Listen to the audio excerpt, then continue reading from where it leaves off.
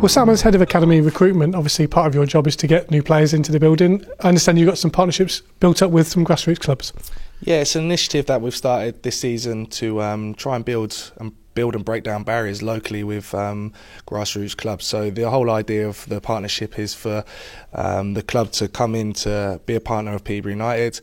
We'll loads of different initiatives for the club, but also for us to go into the clubs and deliver different activities and hopefully find new players who are at the academy standard. Yeah, I guess it's about, as you say, building relationships like we did with the Junior Alliance Day last year. It's working with those local clubs and showing that we're not a big ogre, big football club that want to take your best players, we want to work with you. Yeah, I think that's important. I think in the past clubs have sort of seen Peterborough United as taking all their best players, and it's something that hopefully we can give back to clubs, and hopefully with what you guys are doing with the Junior Alliance and stuff, it's something we can move further afield, so it's not just locally, we're looking within the hour, because obviously we can recruit within an hour of Peterborough, so we're trying to get right out to the borders of the hour and trying to find local good grassroots clubs who really want to get involved in the partnership. Yeah, talk about some of the clubs you've obviously partnered with, one of which is Stamford. Obviously the first team played there last week.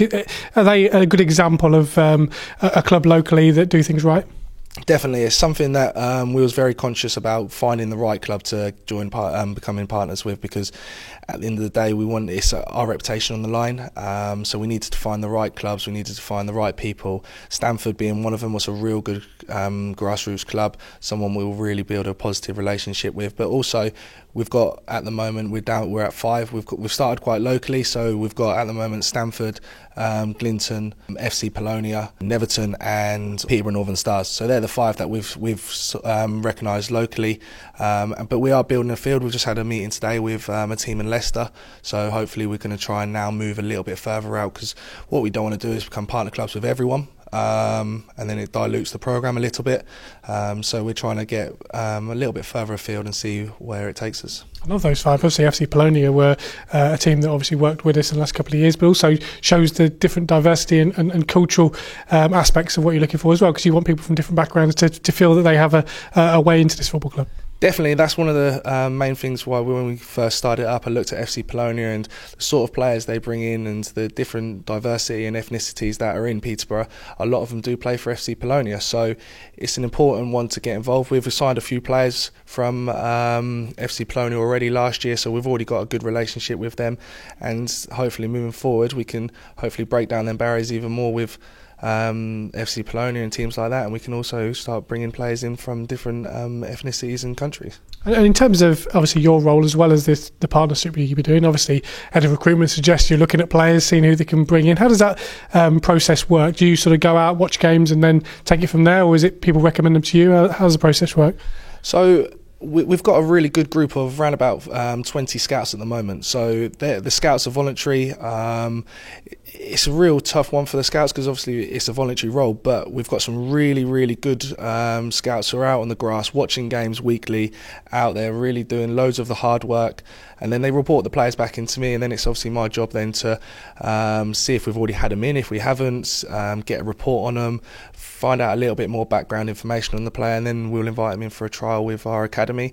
Once they're in with the academy, if we don't feel they're up to the academy standard, we'll invite them into our development centres and try and build them and continue with the training that we're doing with them, and then hopefully one day they'll be able to come back into the academy. Yeah, because everyone's got stories, haven't they? They've seen a player, or they have. I'm sure you get a plethora of emails come in saying you've got to watch this kid, this kid, this kid. Is it hard to sort of get your time right to go and see the right people rather than being inundated with different clubs around the region? It is hard, and as you said, we do get lots of emails about players and text messages and phone calls, all different times of the day as well. So I'm constantly getting all these. It's just trying to find a balance, trying to find the right players. We know people locally as well, so just speaking to people, trying to build up them relationships with certain good characters that you can trust, and then bringing them in. But it's something we're really big on at the moment, obviously with the chairman's saying about we need to increase numbers in our foundation phase. That's got a massive knock-on effect on the recruitment, and something we're really excited to hopefully build over in the future. And just finally, as a former player and someone who came through the academy system, I guess you're probably best well suited to see what players are coming in and what they require to go through the process, having done it yourself. Yeah, I think it does help. Obviously, being a player here and coming through the academy, it does help. But times have changed since I was a player here, and times have moved on. But I think one thing that's very clear, and it has been from when I was a player here to now, there's a clear pathway for players to break into the first team.